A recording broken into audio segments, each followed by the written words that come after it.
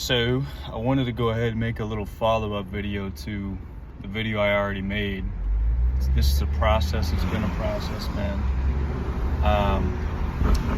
But it's so funny because someone had left a comment on my page talking about how you shouldn't blame your family. And I realized that literally the day that that person sent that comment, that's the exact same thing that started to reveal itself to me. How? Well, basically, or what am I saying? It's that this is all purposeful. There has been a purpose. It's not to separate you from your family solely. It is to do that, but you have to look at the reason why. God has been preparing you all this time through the isolation.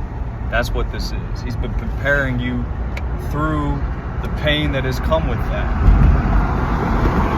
Oftentimes, the reason why that is the case is because, again, of the purpose that he has preparing you for. And you want to stay in the family. You want to help bring them to the truth because of your heart. But he has to show you and humble you through the pain that you're not really made to save these people.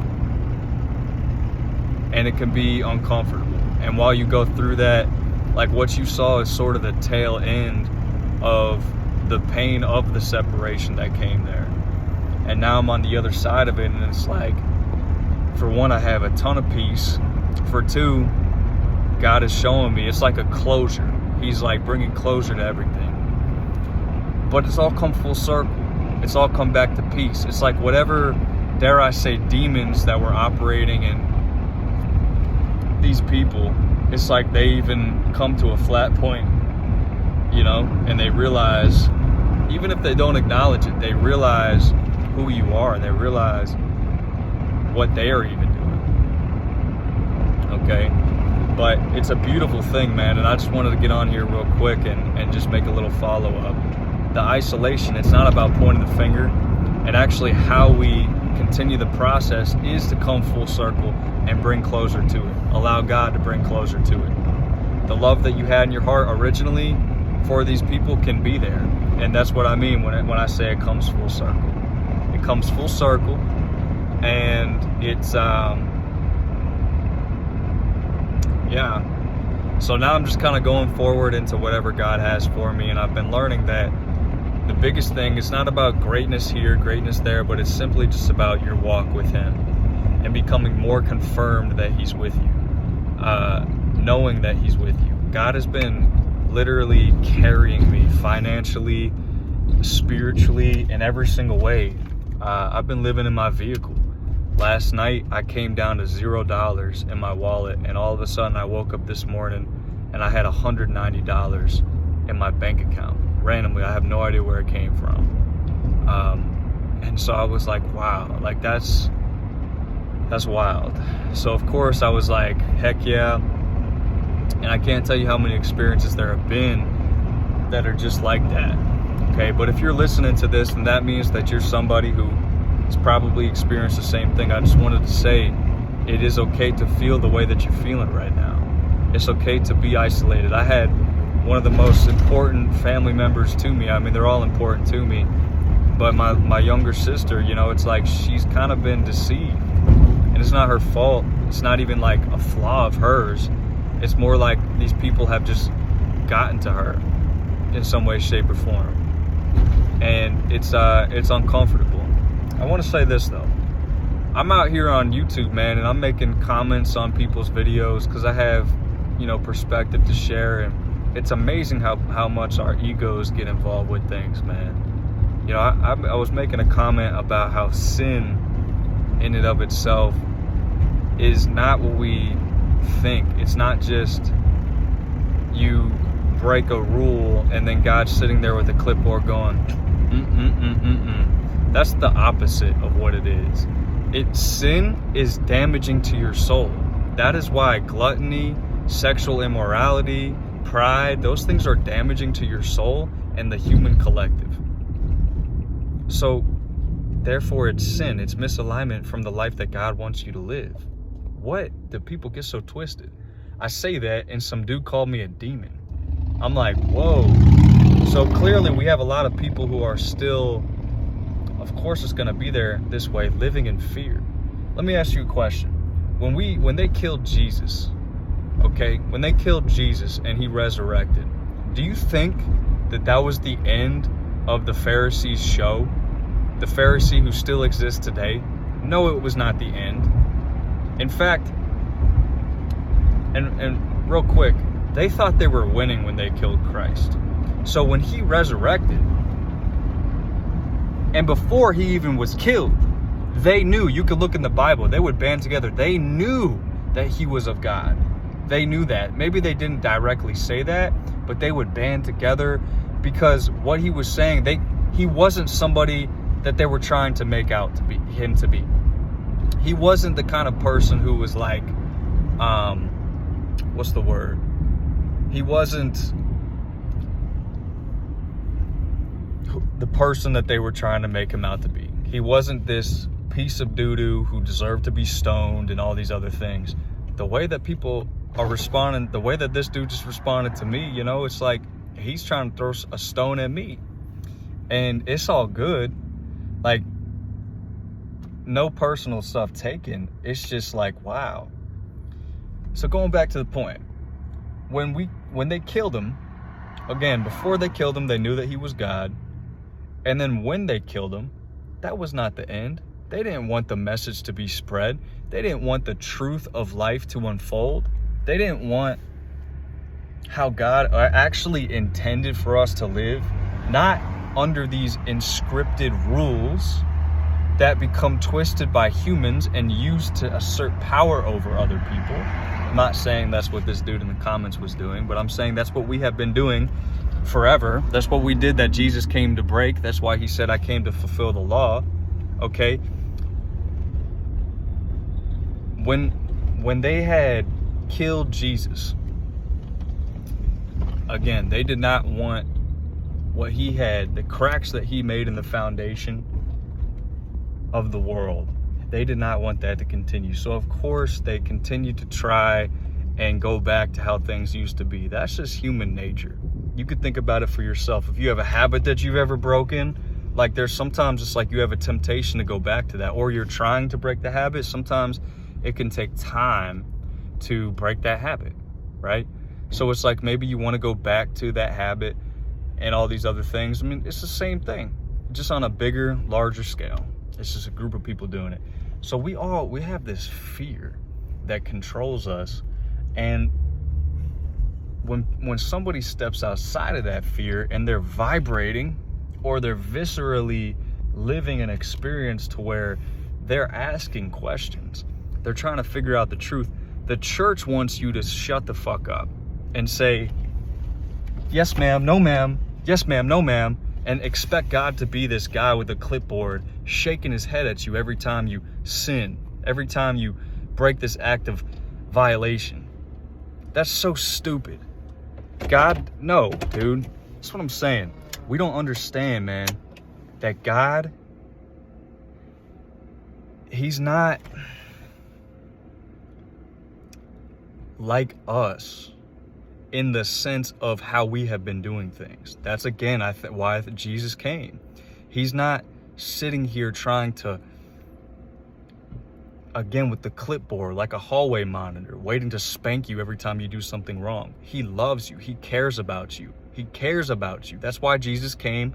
He did things like he broke the rules of the Sabbath, and he summed it all up to one commandment. Love thy neighbor as I have loved you. That's what do not murder is about. That's what do not steal. That's what do not cover your neighbor's wife is about. All these things, it's about that one commandment. So he's a father that we have a very hard time understanding the compassion of him. But when you're in this life, and if you've experienced the kind of isolation that, you know, we've talked about a little bit here, then you've probably been able to witness God in your life in a way that shows his mercy, in a way that you can see his compassion. It brings you peace. It allows you to breathe. It allows you to go, man, I do mess up.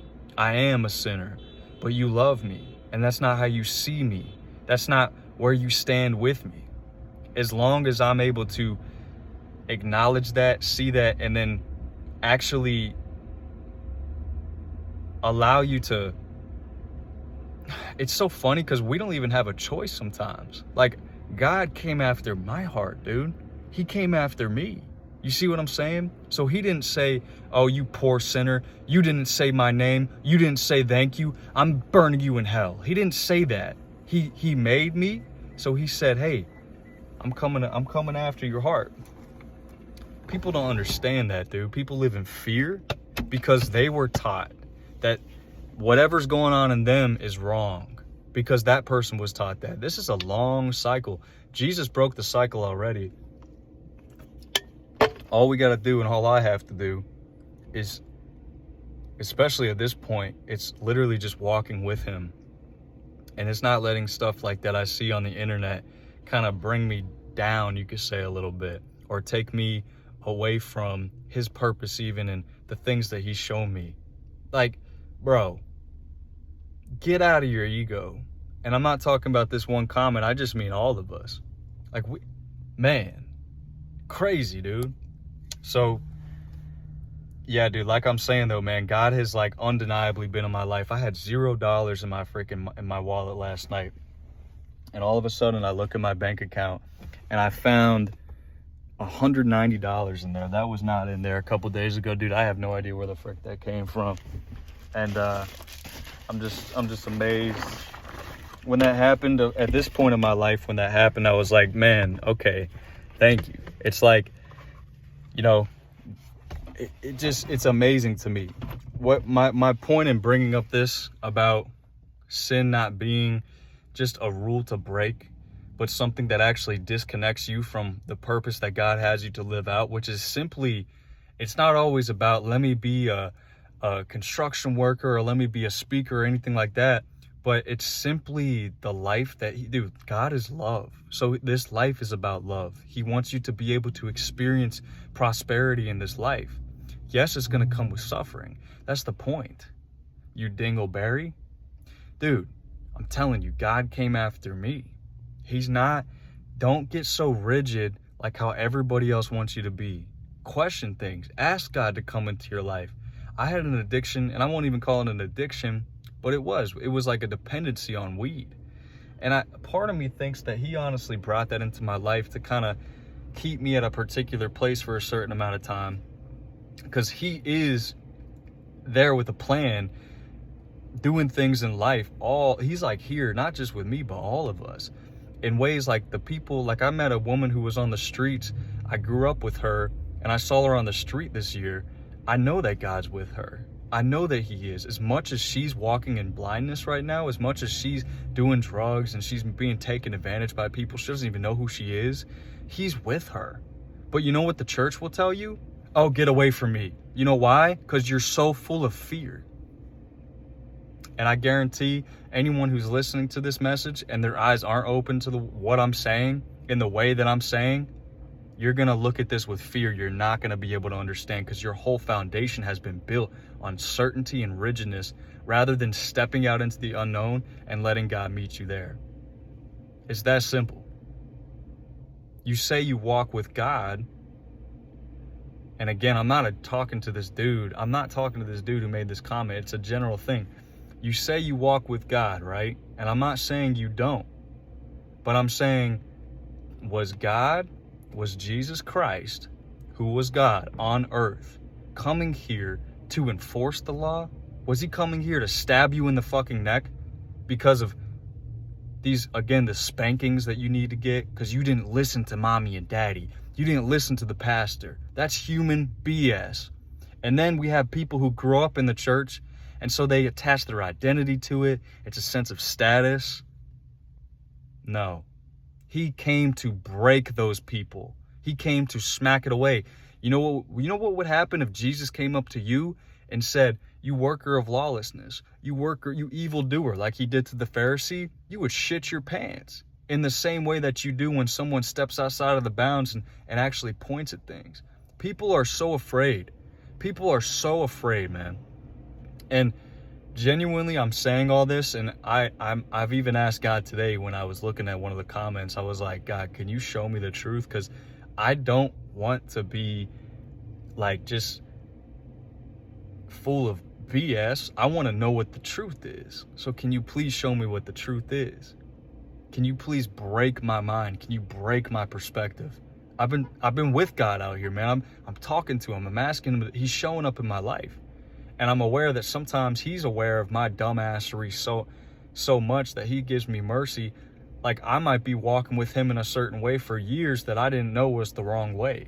And then all of a sudden he shows me after years, like, hey, yeah, I have mercy on your heart. You didn't realize that this whole time. We're so dumb. We don't understand that life is about freedom. Life is about love. And somebody came and tried to make it about their pride.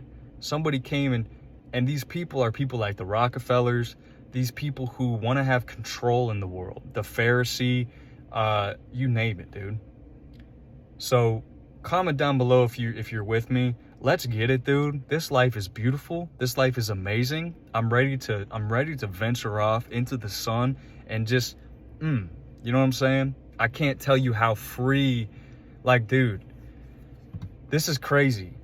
I don't know where life is going, but it's been nuts, like in the best of ways. It's been unreal. And it's been something that's like, wow, I see you. I'm kind of nervous, but I'm not, because I see you and I know you're with me.